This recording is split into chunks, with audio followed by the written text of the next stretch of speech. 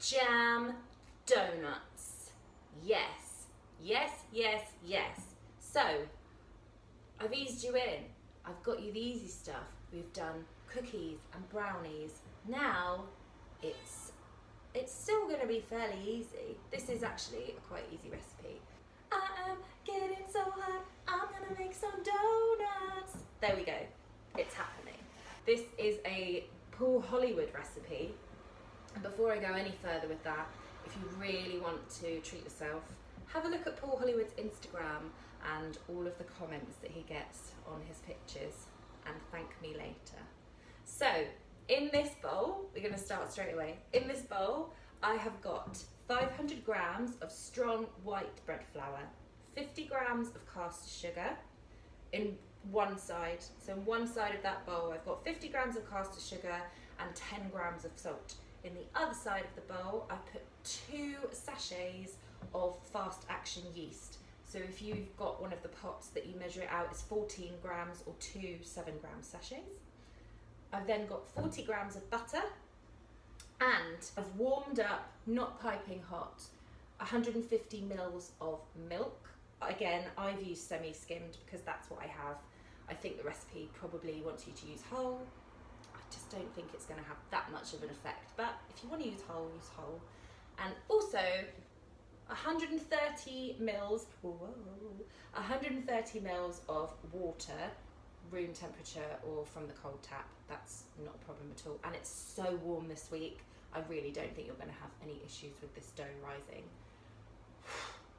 So, to this, I'm going to pour in all of the milk. Oh yeah, I don't know why I said that, it doesn't look that nice at the minute. All of the milk. I'm going to add 2 eggs. And it's going to get messy in a minute. And pour in the water, keeping back a quarter. So that would be about 30 mils, I think.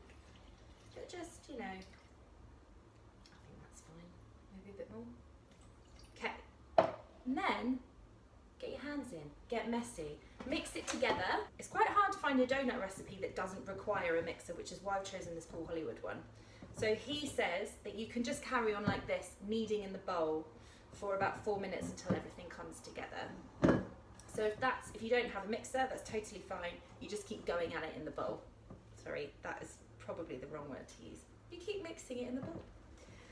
And what I'm going to do as a lazy woman who's too warm for this, I've got my dough hook on my mixer, and when this is kind of all incorporated a little bit, it looks more like dough, I'm then going to let that go to town for about 5 minutes.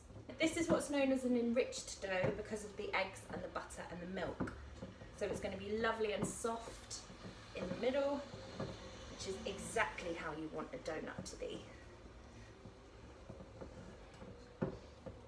Okay, so that is all kind of mixed in.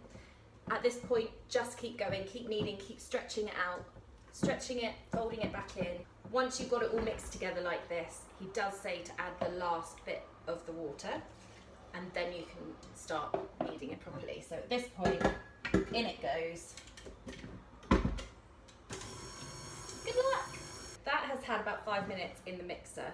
However, it's still a very wet dough, and it makes a lot of sense why a lot of donut recipes require a mixer. I think Paul is being optimistic with this. So what I would recommend that you do, if your dough is looking like you could turn it out and knead it on the work surface, that's fantastic.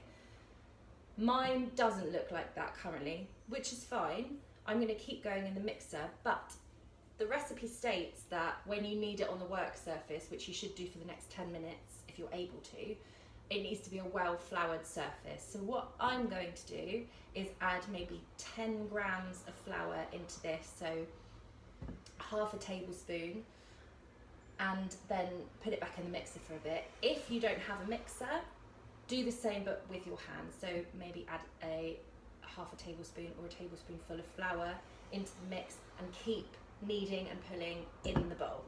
I've added about a tablespoonful of flour to that, and already it's looking more like a structured dough. So keep kneading for about 10 more minutes and then it should be okay to cover with a damp tea towel and then leave to rest for 1 hour until it's doubled in size. So this is what my dough looks like currently. It's had its knead in the mixer. It's nice and it's kind of stretchy and smooth. So I'm going to put the tea towel on now and let it sit there for an hour. That has now doubled in size. It did take an hour. I think it's because it's an enriched dough, so they're a little bit slower to rise. And it's huge! So all you need to do now is lightly flour a work surface and also get a baking tray ready and flour that as well. We're going to tip it out. It's got lots of air. It's still quite a wet dough, I think, but you don't really need to do much at this stage. I'm just going to sprinkle the top with flour because, again, it's quite a wet dough. I think I need quite a lot of flour.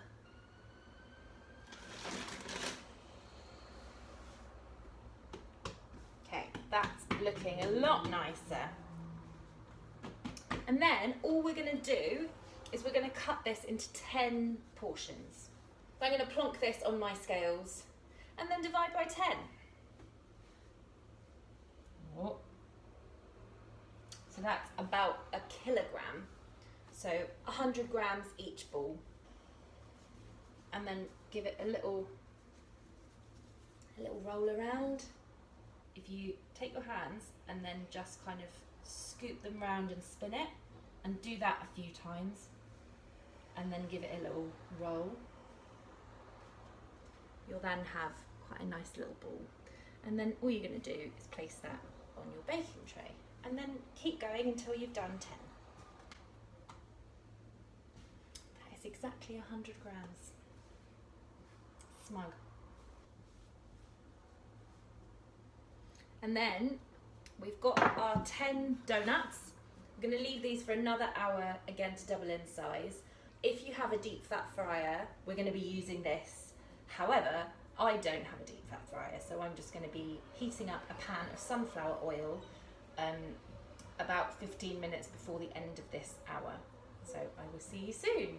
They actually didn't even need an hour, so it's been about 45 minutes and they are doubled in size. I've got my oil on the heat here. If you are using a deep fat fryer, it needs to be 180 degrees.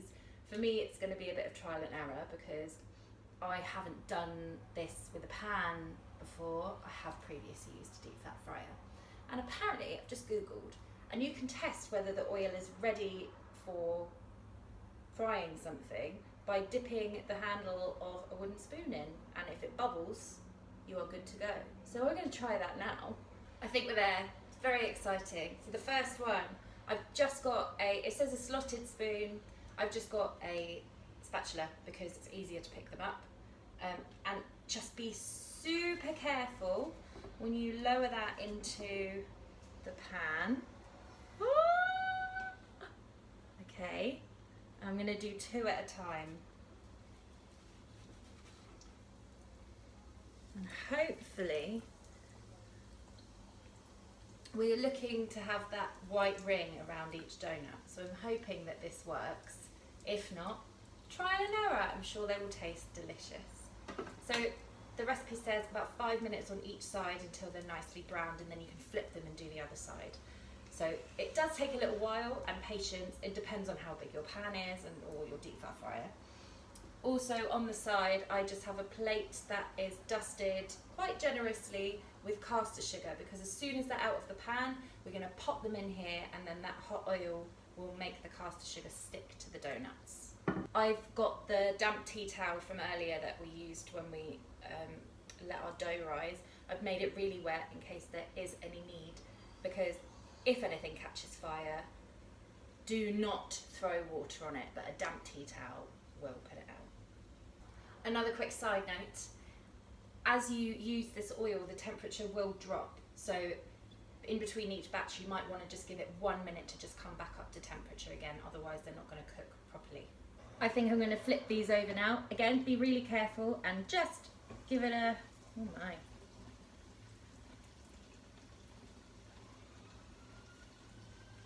They look good.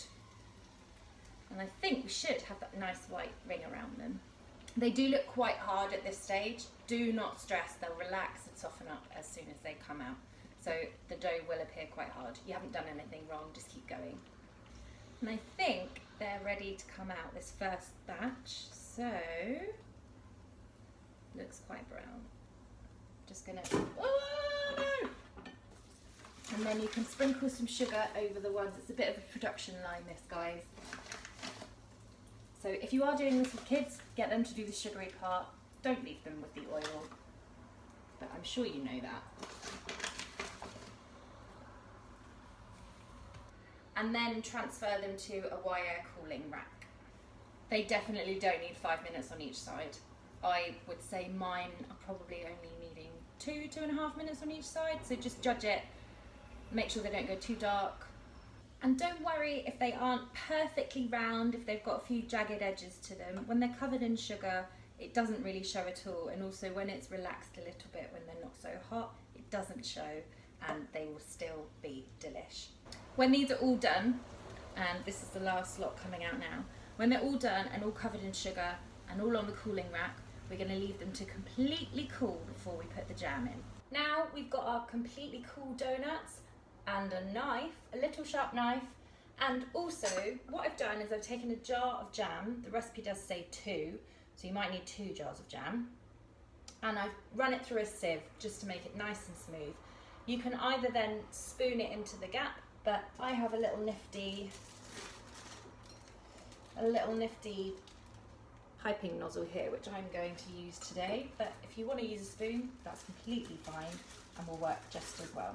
So I'm going to pick up one of these lovely things and see, there's a nice line on that, and then I'm going to make a hole in it right into the middle, and I'm going to take, oh, it's oozing already because of, I'm going to take this. This is messy work, guys, but someone's got to do it. And I'm going to push it into the hole and then give a nice big squeeze of jam. And I think that, yeah, that's very full of jam. Let's take another one, make a little hole, and do the same again. Oh my.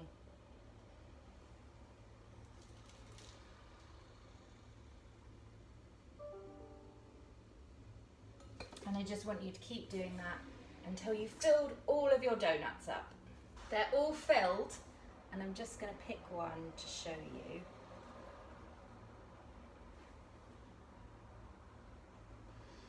I don't know about you guys, but I'm not mucking about today. I will see you all next week, hopefully, for some more baking. Bye!